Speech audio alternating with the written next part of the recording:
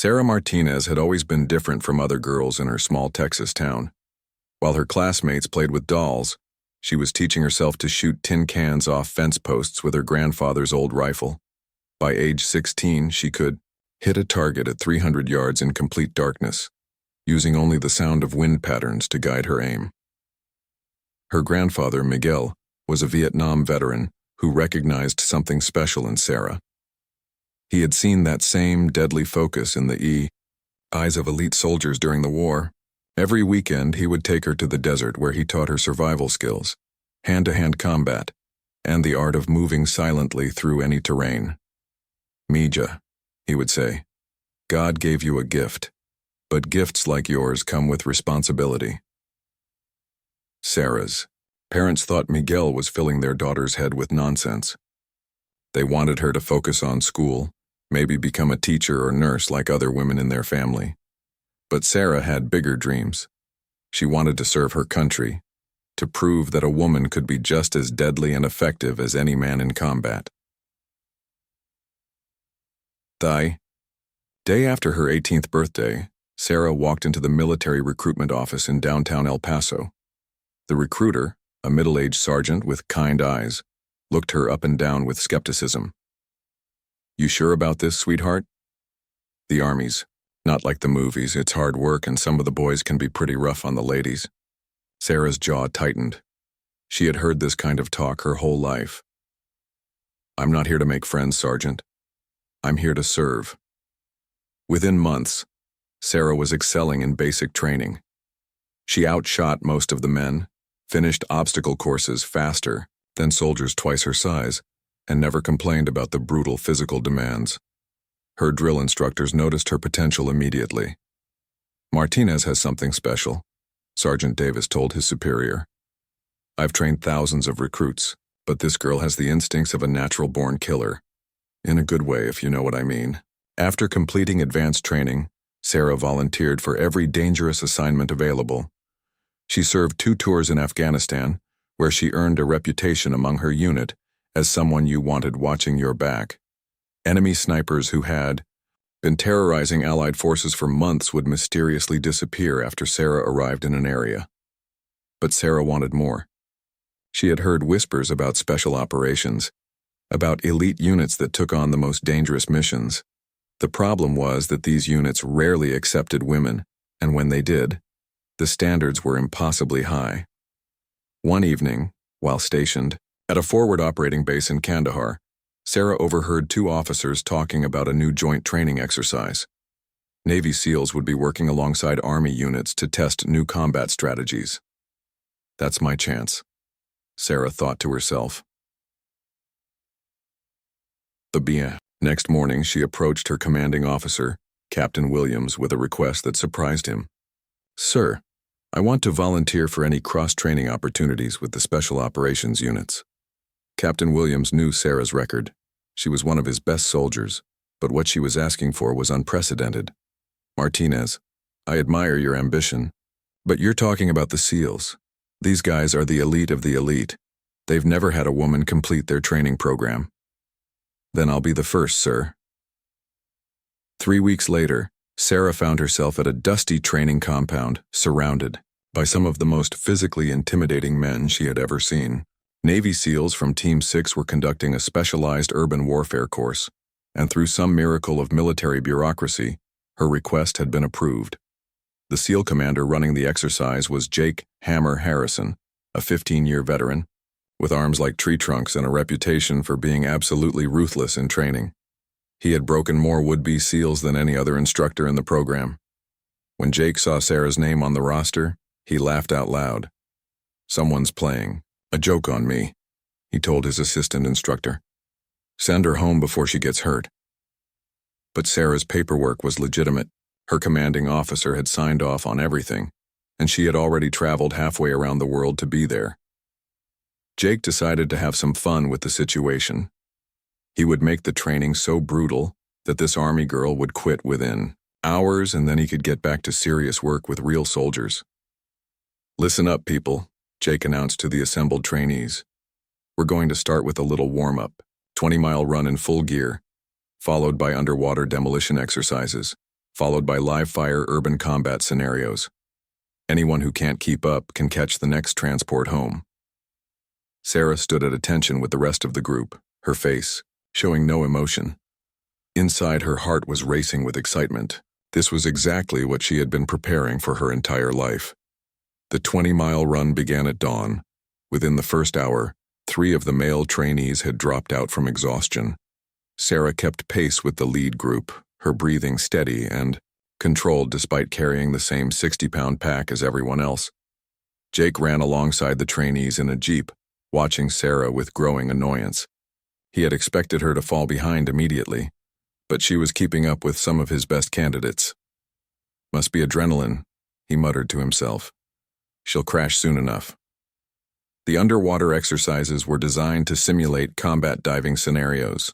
Trainees had to navigate through a series of underwater obstacles while holding their breath for extended periods. Many experienced soldiers struggled with this portion of training. Sarah had spent her childhood summers diving for abalone with her grandfather in the Gulf of Mexico. She could hold her breath for over 4 minutes and swim like a fish. While other trainees gasped for air and struggled with the equipment, Sarah moved through the water with fluid grace. Jake's annoyance was turning into something closer to anger. This was supposed to be elite training for elite soldiers, not some kind of publicity stunt for gender equality. As the day wore on, more male trainees dropped out of the program. By evening, only 8 candidates remained from the original 25. Sarah was still among them, looking tired but determined. That night, Jake called his superior officer. "Sir, we have a situation here. This army girl is actually keeping up with the training. I need guidance on how to handle this." "Handle it like you would any other trainee, Commander. If she can't cut it, she'll wash out on her own." Jake hung up the phone with frustration. He had spent years building the reputation of this program. He wasn't about to let some publicity-seeking female soldier compromise everything he had worked for. The second day of training began before sunrise with a brutal obstacle course that had been designed to break even the strongest candidates. Jake watched from his observation tower as Sarah approached the first challenge, a 30-foot rope climb, followed by a belly crawl through mud under barbed wire. "Let's see how the princess handles this," Jake said to his assistant instructor, Petty Officer Richards. Sarah attacked the rope climb with the same methodical precision she brought to everything else. Her technique was flawless, using her legs to grip the rope while her arms pulled her upward in smooth, efficient movements. She completed the climb in record time. The mud crawl was where many candidates got mentally defeated. The space under the wire was barely 18 inches high, filled with cold, stinking mud mixed with decomposed fish parts. Trainees had to crawl 200 yards while drill sergeants fired blank ammunition over their heads and set off explosive charges nearby. Sarah dropped to her belly and began moving. Unlike the male candidates who tried to rush through the ordeal, she maintained a steady pace, keeping her head down and her breathing controlled. The smell was horrible, and the mud soaked through her uniform immediately, but she had endured worse during survival training with her grandfather. By the time she emerged from the other end, 3 more candidates had quit. 2 others were vomiting from the combination of stress and the putrid smell. Jake's jaw tightened as he watched Sarah calmly wipe mud from her face and move to the next obstacle. She wasn't just surviving his course, she was thriving in conditions that broke grown men. The afternoon brought hand-to-hand combat training. This was where Jake was certain Sarah would finally meet her match. The remaining candidates were paired off for sparring matches using military combat techniques. "Martinez," Jake called out. "You're up against Johnson." Petty Officer Johnson was a mountain of a man, 6'4" and weighing at least 250 pounds. He had been a college wrestler before joining the Navy and had never lost a sparring match during SEAL training. Sarah looked up at Johnson and nodded respectfully. "Good luck," she said quietly. Johnson grinned. "I'll try to go easy on you, sweetheart." The match began with Johnson attempting to use his size advantage to overwhelm Sarah quickly. He charged forward, expecting to tackle her to the ground and end the fight in seconds. Sarah had been studying Johnson's movements all day. She noticed that he favored his right side and had a habit of dropping his left shoulder before making a move. When he charged, she stepped aside at the last possible moment and used his momentum against him, sending him stumbling past her. Before Johnson could recover his balance, Sarah was behind him, applying a sleeper hold that her grandfather had taught her years earlier. Johnson struggled for a few seconds, his massive arms flailing, but Sarah's technique was perfect. Within 10 seconds, Johnson was unconscious on the training mat. A stunned silence fell over the group. Johnson was supposed to be unbeatable. Jake stormed down from his observation post, his face red with anger. "Lucky shot," he said dismissively. Johnson wasn't ready for cheap tricks. Sarah stood at attention, her expression neutral. "Sir, would you like me to demonstrate the technique on another opponent?" Before Jake could respond, another trainee stepped forward. Petty Officer Williams was known for his speed and agility, rather than raw strength, but he was still a formidable opponent. "I'll take a shot at her, Commander," Williams said confidently. This time, Sarah adjusted her strategy. Williams was quicker than Johnson, so she couldn't rely on him making mistakes. Instead, she waited for him to make the first move, then countered with a series of precise strikes to pressure points that temporarily paralyzed his limbs. Williams dropped to the ground, unable to move his arms or legs for several minutes. The other trainees were now looking at Sarah with a mixture of respect and fear. Nobody wanted to be the next volunteer. Jake realized he was losing control of the situation. His reputation as the toughest instructor in the Navy was being destroyed by a woman who weighed less than 130 pounds. That evening, Jake met privately with the remaining candidates. "Listen up," he told them. "I don't know what kind of political game is being played here, but this is not a social experiment. We're training elite warriors, not trying to prove some point about gender equality." He looked directly at the male trainees. "If any of you let this woman show you up again, you're out of the program. I don't care if she's Wonder Woman herself. No female is going to make my trainees look weak." The message was clear. The men were expected to put Sarah in her place using whatever means necessary. The next morning brought the live fire exercise that Jake had been planning all week. Trainees would navigate through a mock urban environment while under fire from multiple directions. They had to locate and neutralize hidden targets while avoiding civilian casualties. This was where years of real combat experience should give the male candidates a significant advantage over Sarah, who had never been in actual urban warfare. Jake assigned Sarah to go through the course last, after all the other candidates had completed their runs. This meant she would have the disadvantage of entering an environment where the enemy positions had already been revealed by previous attempts. "Martinez, you'll have the honor of cleaning up whatever mess the others leave behind," Jake announced with a cruel smile. Sarah nodded without expression. She had learned not to react to Jake's verbal attacks. The first candidate through the course was Williams, who had recovered from his embarrassing defeat in hand-to-hand combat. He managed to neutralize 4 out of 8 targets while taking simulated wounds that would have been serious, but not fatal in real combat. Each subsequent candidate performed similarly, identifying most of the obvious threats but missing the more cleverly concealed enemies. When Sarah's turn came, she stood at the starting line with a different energy than the others had shown. While they had approached the exercise with nervous tension, Sarah seemed almost calm. "Remember," Jake announced over the loudspeaker, "you have 20 minutes to clear the course. Failure to identify civilian targets will result in immediate disqualification." Sarah entered the mock city with her weapon ready but not raised. She moved differently than the other candidates had, using doorways and shadows for concealment while avoiding the main streets that the others had used. Jake watched from the control room as Sarah methodically worked her way through the course. She wasn't just finding the targets that the other candidates had missed. She was identifying threats that even Jake's instructors had forgotten were there. Within 15 minutes, Sarah had neutralized all 8 primary targets, plus 3 additional threats that nobody else had even noticed. She did it without firing a single shot unnecessarily, and without misidentifying any civilians. Jake stared at the monitor in disbelief. In 10 years of running this exercise, no candidate had ever achieved a perfect score. "Sir," Petty Officer Richards said quietly, "I think we might have underestimated her." Jake's hands clenched into fists. This woman was making him look like a fool in front of his own staff. Something had to be done. Jake spent the entire night planning Sarah's downfall. He couldn't allow her to complete the training program successfully. It would set a precedent that could change everything about how the SEALs operated. More importantly, it would destroy his reputation as the man who could break anyone. He called in favors from contacts throughout the special operations community, gathering intelligence on Sarah's background, her family, anything that could be used against her. What he discovered only made him angrier. Sarah's grandfather had been awarded 2 Purple Hearts and a Bronze Star during Vietnam.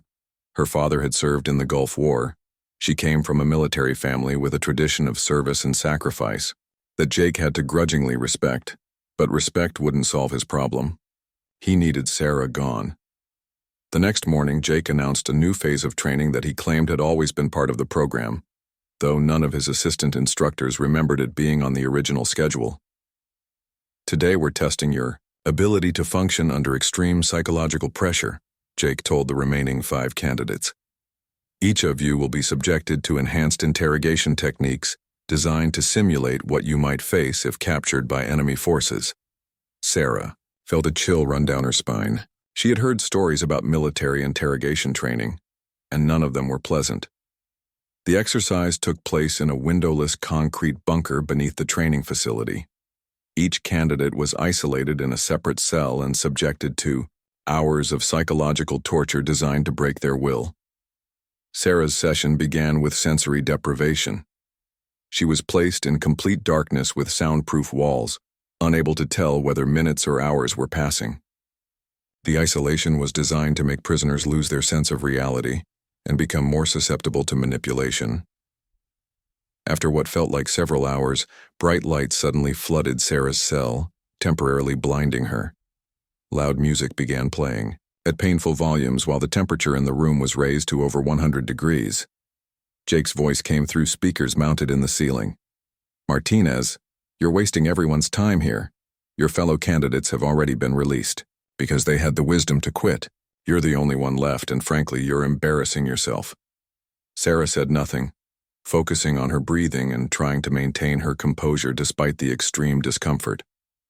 "Your grandfather called this morning," Jake continued, his voice taking on a cruel tone. "He's ashamed of what you're putting this family through. He said he never should have filled your head with fantasies about being a soldier." Sarah's jaw tightened. She knew Jake was lying, but the words still stung. Her grandfather had always been her biggest supporter. "Your commanding officer back in Afghanistan also called. Apparently there are questions about some of your missions over there. Questions about civilian casualties that weren't properly reported." This accusation hit Sarah like a physical blow. She had always been extremely careful about following rules of engagement. She had never fired on anyone who wasn't clearly identified as a hostile combatant. The psychological assault continued for hours. Jake alternated between personal attacks on Sarah's character and false information designed to make her doubt herself. He told her that her fellow trainees were spreading rumors about her, that her family was receiving threatening phone calls because of her participation in the program, that military investigators were looking into her background. None of it was true, but after hours of isolation and sensory torture, Sarah began to question her own memory. Maybe she had made mistakes during her deployments. Maybe she was bringing shame on her family. Just as Sarah felt her resolve beginning to crack, she remembered something her grandfather had told her during survival training when she was 16 years old.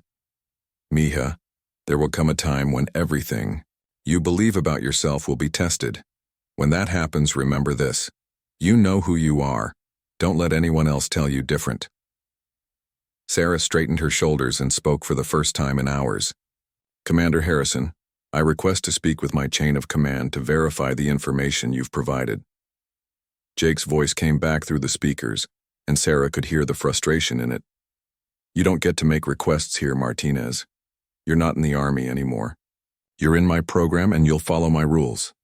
Then I'll continue the exercise until it's completed, sir, but I won't be accepting any information that can't be verified through proper channels." Jake realized that his psychological warfare wasn't working. If anything, Sarah seemed to be getting stronger as the exercise continued. He decided to escalate to physical intimidation. The lights went out again. and Sarah heard the sound of the cell door opening. Heavy footsteps entered the room and she felt hands grab her arms roughly, pulling her to her feet. She was dragged through corridors to another room where bright lights revealed 3 large men in military fatigues with their faces covered. Sarah recognized them as SEAL trainees from advanced classes, men who had already completed the program Jake was putting her through. "Strip," one of them commanded. Sarah's blood ran cold. This wasn't standard interrogation procedure. This was something else entirely. "I request to speak with the supervising officer for this exercise," Sarah said, her voice steady despite her fear. "You're not in a position to make requests," the same man replied. "You can comply with orders, or we can make you comply." Sarah realized that she was completely cut off from any oversight or protection. Jake had arranged this session to happen without witnesses, and there would be no record of what occurred in this room. For a moment, Sarah considered giving up. She could quit the program, return to her regular Army unit, and pretend this had never happened. It would be the safe choice, the smart choice. Then she thought about her grandfather, about all the times he had told her that she was special, that she had a gift that came with responsibility. She thought about all the women who would come after her, who would be told that they weren't strong enough or tough enough to serve alongside men in elite units. Sarah looked directly at the man who had given her the order. "No," she said quietly. What happened next would change everything. The 3 men moved towards Sarah simultaneously, clearly intending to use force to intimidate her into compliance. They had probably done this to other candidates before, using the threat of sexual assault to break their will without actually following through. But Sarah wasn't like other candidates. The moment the first man reached for her, Sarah's training kicked in. Her grandfather's voice echoed in her mind. "If someone threatens you with violence, don't wait for them to follow through. Act first, act fast, act decisively." Sarah's right elbow connected with the first attacker's nose, breaking it with a sickening crunch. As he staggered backward, clutching his face, she spun and delivered a devastating kick to the second man's knee, hyperextending it and sending him crashing to the floor. The third attacker hesitated for a split second, shocked by the sudden violence. That hesitation cost him dearly. Sarah grabbed him by the throat and used his own momentum to slam him headfirst into the concrete wall behind him. He collapsed unconscious to the floor. The entire confrontation lasted less than 30 seconds. Sarah stood in the interrogation room breathing heavily, surrounded by 3 unconscious SEAL trainees. Blood from the first attacker's broken nose was pooling on the concrete floor. The second man was writhing in agony, clutching his damaged knee and whimpering softly. The third hadn't moved since his head struck the wall. The silence in the room was broken by slow, deliberate clapping from the doorway. Jake Harrison stood there with 2 military police officers, a satisfied smile on his face. Well, Jake said, his voice dripping with false disappointment. "Looks like our little Army princess just assaulted 3 Navy personnel. That's going to be a problem." Sarah realized immediately that she had been set up.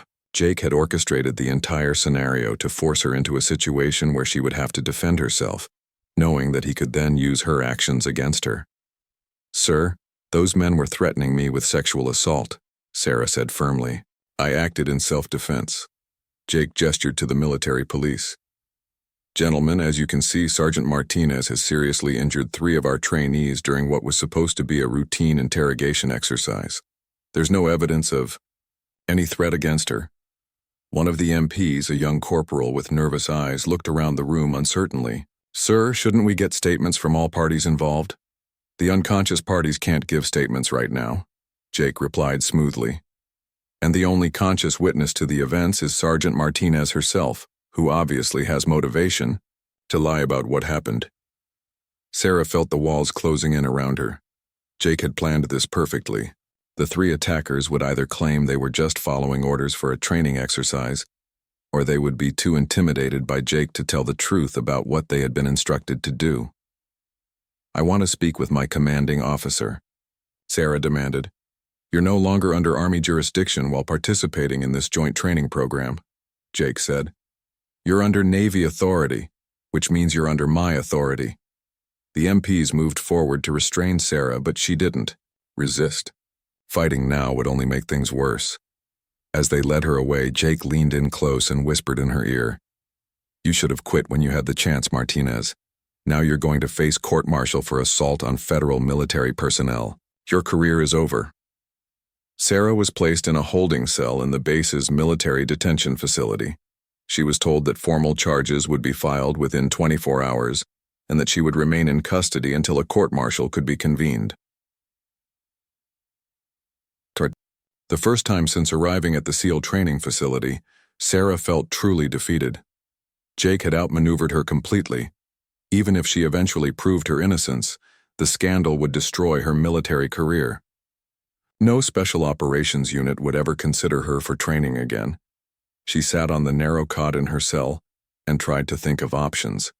She could request a lawyer, but military legal proceedings moved slowly, and Jake would have plenty of time to coordinate stories with the 3 men she had fought. She could try to contact her grandfather or her commanding officer, but they were thousands of miles away and had no jurisdiction over Navy proceedings.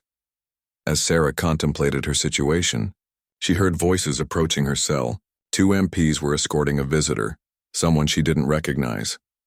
The man was tall and lean, with graying hair and the bearing of a senior military officer. His uniform indicated he was a Navy captain, several ranks above Jake Harrison. "Sergeant Martinez," the captain said. "I'm Captain Robert Chen, Internal Affairs Division. I need to ask you some questions about the events that occurred during your interrogation training." Sarah stood at attention. "Yes, sir." "Please sit down, Captain," Chen said, his voice surprisingly gentle. "This is an informal conversation, not an official interrogation." Captain Chen dismissed the MPs and sat across from Sarah on a folding chair that one of them brought in. "Sergeant, I want you to tell me exactly what happened in that room and don't leave out any details." Sarah recounted the entire incident, from the sensory deprivation to the final confrontation. Captain Chen listened without interruption, occasionally making notes on a small pad. When Sarah finished, Captain Chen was quiet for several minutes. "Sergeant, are you aware that Commander Harrison has had 3 previous complaints filed against him for inappropriate conduct during training exercises?" Sarah's eyes widened. "No, sir, I was not aware of that." "Are you also aware that this so-called interrogation exercise was not part of the approved training curriculum, and that Commander Harrison had no authorization to conduct enhanced interrogation techniques on trainees?" Sarah felt a flicker of hope for the first time since her arrest. "No, sir." Captain Chen leaned forward. "Sergeant, I'm going to be frank with you. Commander Harrison has been under investigation for several months. We've received reports that he's been using unauthorized and potentially illegal methods to force candidates out of training programs, particularly candidates he doesn't feel belong in special operations." "What kind of methods, sir?" "Psychological abuse, physical intimidation, and in at least one case, sexual harassment. The problem is that most victims have been too intimidated to come forward with formal complaints." Captain Chen stood and began pacing the small cell.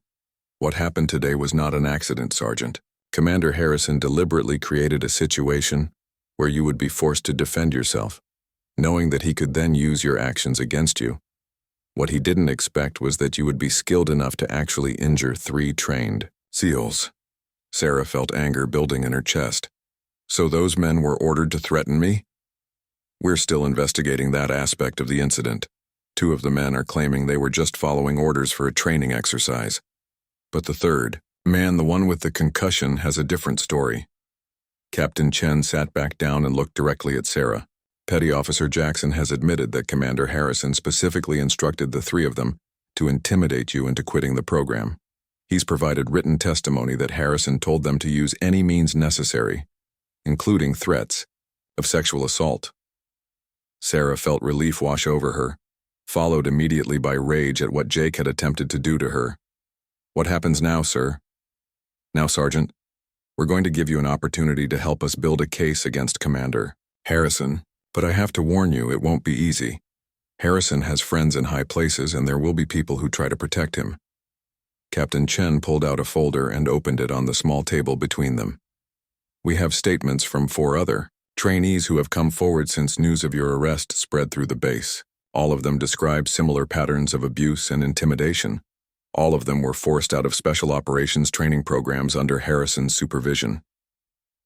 Sarah looked at the statements, recognizing names of soldiers she had heard mentioned during her time at the facility. Why didn't they come forward before? Same reason most victims of military abuse don't come forward. Fear of retaliation, fear that they won't be believed, fear that speaking up will destroy their careers. Captain, Chen closed the folder and looked at Sarah seriously. But you're different, Sergeant. You didn't just survive Harrison's abuse, you fought back. And you did it in a way that can't be covered up or explained away. Sarah straightened her shoulders. What do you need me to do, sir? First, you're going to be released from custody, immediately. All charges against you are being dropped pending the completion of our investigation. Second, you're going to complete the SEAL training program. Sarah's heart skipped a beat. Sir, Commander Harrison is being relieved of his duties effective immediately. A new instructor will take over the program, and you'll finish your training under proper supervision. When you graduate, you'll be the first woman to successfully complete Navy SEAL training. Captain Chen stood to leave, then turned back to Sarah. Oh, and Sergeant, the new instructor is Commander Patricia Williams. She's been waiting 20 years for an opportunity like this. 2 years had passed since Sarah completed her SEAL training under Commander Patricia Williams. She had become the first woman to earn the coveted Trident pin, but more importantly, she had proven that elite military units could successfully integrate female operators without compromising their effectiveness. Sarah was now stationed with SEAL Team 7 in Coronado, California, where she had quickly established herself as one of the team's most valuable assets. Her combination of technical skills, tactical intelligence, and absolute fearlessness in combat had earned her the respect of even the most skeptical male colleagues. Jake Harrison, meanwhile, had faced court-martial for his abuses and received a dishonorable discharge from the Navy. The investigation had uncovered a pattern of misconduct spanning over a decade, and several other victims had finally found the courage to come forward with their stories. On a humid Tuesday morning in September, Sarah was called into a briefing room at the Naval Special Warfare Command headquarters. The room was filled with senior officers she didn't recognize, along with several civilians in expensive suits who had the unmistakable bearing of intelligence operatives. Admiral Richardson, the commanding officer of Naval Special Warfare, stood at the front of the room next to a large screen displaying satellite imagery of what appeared to be a compound in a mountainous region.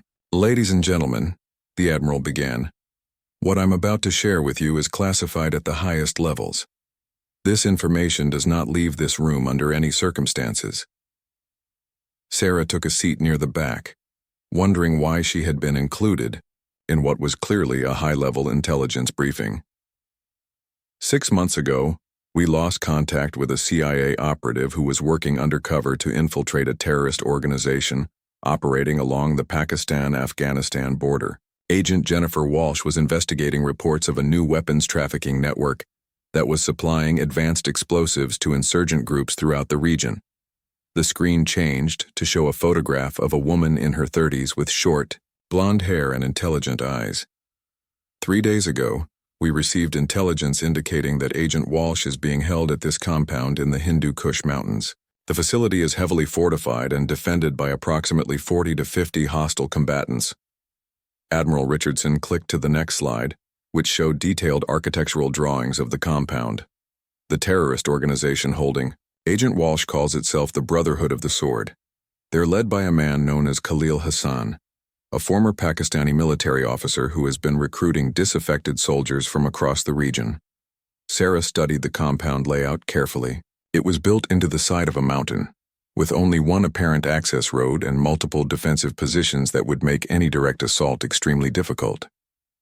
Intelligence suggests that Agent Walsh is being held in this underground detention facility, the Admiral continued, pointing to a section of the compound that appeared to be carved directly into the rock face.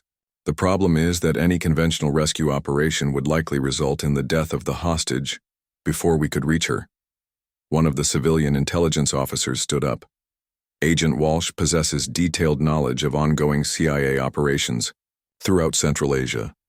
If the Brotherhood succeeds in extracting that information from her, It could compromise the safety of dozens of other operatives and destroy years of intelligence-gathering efforts. Sarah was beginning to understand why she might have been invited to this briefing. The compound's layout and defensive positioning would make it nearly impossible for a large assault team to approach undetected. Admiral Richardson looked directly at Sarah. "Petty Officer Martinez, you've been selected for this mission because of your unique combination of skills. Your marksmanship abilities, your experience with solo infiltration techniques, and your psychological profile all suggest that you might be able to accomplish what a larger team could not." Sarah felt her pulse quicken. "What exactly are you asking me to do, sir?" "We're asking you to infiltrate this compound alone, locate Agent Walsh and either extract her safely or ensure that she cannot be forced to reveal classified information." The implications of that last statement were clear. If Sarah couldn't rescue Agent Walsh, she might be required to kill her to prevent the compromise of other operations. "Sir, how many hostiles are we talking about?" "Intelligence estimates between 40 and 50 combatants, all heavily armed and well-trained. The compound has been under surveillance for weeks, and we've identified multiple machine gun positions, sniper nests, and what appear to be explosive devices placed around the perimeter." Sarah studied the satellite images more carefully. The compound was a fortress, designed to withstand any conventional attack. But fortresses always had weaknesses, and Sarah had spent years learning how to find and exploit those weaknesses. "What kind of timeline are we working with?" "Agent Walsh has been in custody for 3 days.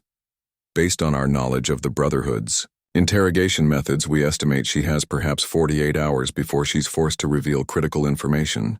The mission launches tonight." Sarah spent the rest of the day studying intelligence reports, satellite imagery, and architectural plans. The more she learned about the compound, the more impossible the mission seemed. The Brotherhood had chosen their location perfectly. The compound was built into a natural choke point in the mountains, with steep cliffs on 3 sides and only one narrow approach road that was constantly monitored. Guard towers provided overlapping fields of fire that would make any direct approach suicidal. But Sarah had learned long ago that every defensive position had blind spots, and every fortress had vulnerabilities that weren't apparent from satellite images. That evening, she met with her mission support team, a communications specialist, a weapons expert, and a medical officer who would monitor her vital signs remotely during the operation. "The insertion will happen at 0200 hours, the communications specialist explained. "You'll be dropped by helicopter approximately 10 kilometers from the target. From there, you'll proceed on foot using night vision equipment." The weapons expert handed Sarah a customized sniper rifle that had been specially modified for her specifications. "This is chambered in .300 Winchester Magnum, with a suppressor designed to minimize muzzle flash and noise signature. You'll have 20 rounds of match-grade ammunition. The scope has been zeroed for distances up to 800 meters. Sarah examined the weapon carefully. It was lighter than standard sniper rifles, but maintained the accuracy she would need for long-range shots in mountainous terrain. "What about extraction?" "That depends on how the mission develops," Admiral Richardson said grimly. "If you can extract with Agent Walsh, a helicopter will be standing by at the insertion point. If extraction isn't possible, you'll need to reach the Pakistani border, approximately 30 kilometers south of the compound." Sarah nodded. She understood that this was likely a one-way mission. The odds of successfully infiltrating the compound, locating Agent Walsh, and extracting both of them alive were extremely low. At midnight, Sarah boarded a modified Black Hawk helicopter that would carry her to the insertion point. She had stripped her gear down to absolute essentials: the sniper rifle, a sidearm, basic survival equipment, and communication devices. As the helicopter flew through the darkness toward the mountains, Sarah thought about her grandfather and the lessons he had taught her about courage and duty. He had always told her that true warriors weren't defined by the battles they won, but by their willingness to fight battles that needed to be fought, regardless of the odds. The helicopter landed briefly in a clearing surrounded by pine trees, and Sarah slipped into the darkness without a word. The sound of the rotors faded quickly, leaving her alone in the mountain wilderness with nothing but starlight to guide her way. Sarah moved through the forest like a ghost, using techniques her grandfather had taught her for hunting deer in the Texas hill country. Every step was carefully placed to avoid breaking branches or disturbing loose rocks. Every few minutes she stopped to listen for any sounds that might indicate enemy patrols. After 3 hours of careful movement, Sarah reached a ridge that overlooked the terrorist compound. Through her night vision scope, she could see the layout, exactly as it had appeared in the satellite images. But now she could also observe the patterns of the guards and identify potential weaknesses. The compound's main gate was heavily defended, with at least 6 guards visible and likely more in concealed positions. But Sarah noticed that the guards were focused primarily on the approach road and weren't paying much attention to the steep mountainside above the compound. More importantly, she observed that the guards changed shifts every 4 hours, and during the shift change, there was a brief period when certain areas of the compound were less heavily monitored. Sarah settled into a concealed position among the rocks and began systematically cataloging every defensive position, every guard patrol route, and every potential point of entry. She had learned patience during her childhood hunting trips with her grandfather, and she applied that same methodical approach to planning her assault. As dawn approached, Sarah had identified her target, a ventilation shaft on the rear wall of the compound that appeared to connect to the underground detention facility. The shaft was partially concealed by shadows and wouldn't be visible to most of the guard positions, but reaching that shaft would require eliminating at least 14 guards without alerting the rest of the compound. And once inside, she would have to locate Agent Walsh among what could be dozens of underground chambers while avoiding detection by the remaining 30-plus hostiles. Sarah checked her watch. Agent Walsh had been in custody for 4 days now. Time was running out. As the sun rose over the mountains, Sarah began preparing for what would either be the most successful rescue mission in Special Operations history or her final battle. Sarah waited until the afternoon heat reached its peak before beginning her assault. She had observed that the guards became less alert during the hottest part of the day, when the mountain sun made staying vigilant in their positions extremely uncomfortable.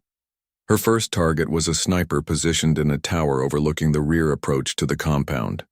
Through her scope, Sarah could see him wiping sweat from his forehead and shifting restlessly in the oppressive heat. At exactly 13:47 hours, Sarah squeezed the trigger.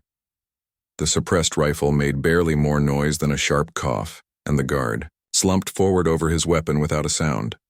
From 800 meters away, none of the other guards noticed anything amiss. Sarah's next targets were 2 guards patrolling the perimeter fence. They were walking together, which made the shot more challenging but also more efficient. Sarah waited until they passed behind a small outbuilding that would conceal their bodies from the other guard positions. 2 quick shots, less than 3 seconds apart. Both men dropped silently to the ground. Sarah continued her methodical elimination of the compound's outer defenses. A guard smoking a cigarette behind the motor pool, another relieving himself near the back gate. A sniper who had dozed off in the afternoon heat. Each shot was precise, each kill was silent, and each body fell in a location where it wouldn't be immediately discovered by the remaining guards. Within 45 minutes, Sarah had eliminated 14 guards without alerting anyone inside the compound. The defensive perimeter that had seemed impregnable from the satellite images now had multiple blind spots that she could exploit. Sarah moved down from her overwatch position, carrying her rifle and using the rocky terrain to remain concealed. She reached the rear wall of the compound just as the afternoon shift change began, creating additional confusion that would mask her infiltration. The ventilation shaft she had identified was exactly where the architectural plans had indicated it would be. Sarah removed the metal grating carefully, noting that it hadn't been secured from the inside, suggesting that the terrorists didn't consider it a potential entry point. The shaft was barely large enough for Sarah's slender frame, and she had to remove most of her equipment to fit through it. She kept only her sidearm, a combat knife, and basic communication gear. Sarah crawled through the ventilation system for what felt like hours, following a mental map she had constructed from the architectural plans. The air was stifling and filled with dust that made breathing difficult, but she forced herself to move slowly and quietly. Eventually, She reached a grating that opened into what appeared to be a storage room in the underground facility. Sarah listened carefully for several minutes before removing the grating and dropping silently into the room. The underground complex was larger than the intelligence reports had suggested. Sarah found herself in a maze of corridors carved directly into the mountain rock, with dozens of chambers branching off in multiple directions. She began systematically searching each room, moving like a shadow through the dimly lit passageways. Most of the chambers were used for storage or as sleeping quarters for the guards, but Sarah knew that Agent Walsh would be held in a more secure location. After 20 minutes of careful searching, Sarah heard voices coming from a corridor that seemed to lead deeper into the mountain. She moved toward the sound, staying close to the walls and using shadows for concealment. As she rounded a corner, Sarah saw two guards standing outside a heavy metal door. Through a small window in the door, she could see a woman sitting on a wooden chair with her hands bound behind her back. Agent Jennifer Walsh looked exactly like her photograph, though her clothes were torn and she appeared to have been beaten. She was alive, but Sarah could see that she was barely conscious. The two guards were armed with automatic rifles and positioned so that they could see anyone approaching from either direction. Sarah would have to eliminate both of them simultaneously, to avoid raising an alarm. Sarah drew her sidearm and waited for the right moment. When one of the guards turned away to light a cigarette, she made her move. The first guard never knew what hit him. Sarah's knife found the space between his helmet and body armor, severing his spinal cord instantly. As his body crumpled to the ground, Sarah was already moving toward the second guard. The second guard had just enough time to register that his partner was falling before Sarah's hand covered his mouth and her knife found his throat. Both men were dead within 5 seconds, their bodies positioned so they appeared to be sleeping at their posts. Sarah retrieved the keys from one of the guards and opened the heavy door to Agent Walsh's cell. "Agent Walsh," Sarah whispered, "I'm here to get you out." Walsh looked up with confusion and hope in her eyes. Who are you?" "Petty Officer Martinez, Navy SEALs. Can you walk?" Sarah cut the ropes binding Walsh's hands and helped her to her feet. The CIA agent was weak but conscious enough to understand what was happening. "How many of you are here?" Walsh asked. "Just me," Sarah replied, already planning their escape route. Walsh stared at her in disbelief. "Just you? How did you get past their guards?" "Very carefully," Sarah said grimly. "Can you make it through a ventilation shaft?" "I'll have to." Sarah led Walsh back through the underground complex toward the storage room where she had entered. They moved slowly, stopping frequently to listen for approaching guards or any sign that their presence had been detected. They were halfway to the ventilation shaft when alarms began blaring throughout the compound. Someone had discovered the bodies of the perimeter guards. Sarah heard boots running through the corridors above them, and voices shouting orders in multiple languages. Within minutes, the entire compound would be searching for intruders. "We need to move fast," Sarah told Walsh. "Stay close to me and do exactly what I say." They reached the storage room just as Sarah heard guards entering the underground complex. There wasn't time for both of them to crawl through the ventilation shaft before they would be discovered. Sarah made a decision that would define the rest of her life. "Agent Walsh, you're going through that shaft first. Follow it back the way I came until you reach the outside. There's a ridge about 1 kilometer north of here where you can signal for extraction. What about you?" Sarah handed Walsh her communication device and emergency beacon.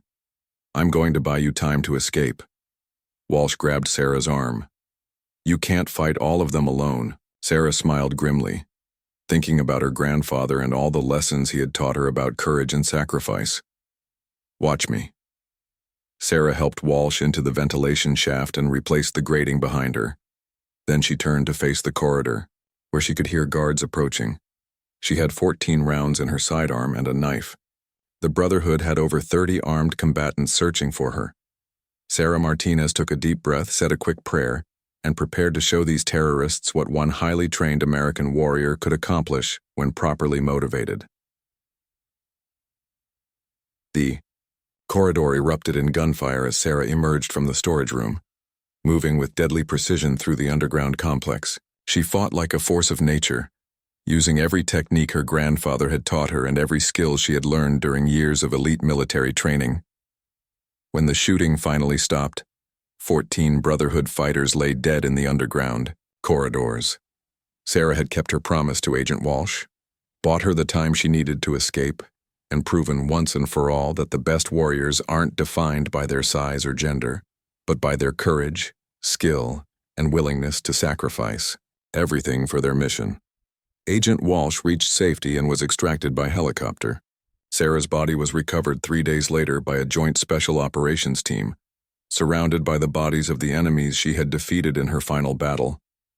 Commander Jake Harrison, watching the news coverage of Sarah's heroic sacrifice from his civilian apartment, finally understood what he had been too blind to see during training.